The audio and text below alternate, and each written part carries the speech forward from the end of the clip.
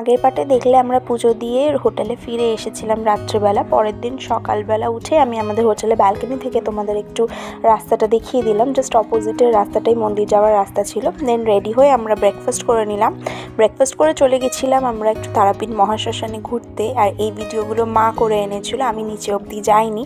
এখানে বেশ ভালোই অ্যাটমসফিয়ার ছিল। দেন আমরা গেলাম মেন মন্দিরে গিয়ে দেখলাম একটা বিয়ে হচ্ছিল, তো সেটাও একটু শ্যুট করে নিলাম। দেন মাকে আবার দর্শন করে আমরা লাঞ্চ করে বেরিয়ে পড়লাম বাড়ি ফেরার উদ্দেশ্যে। হোটেলে চেক আউট করে অটোতে উঠে পড়েছি।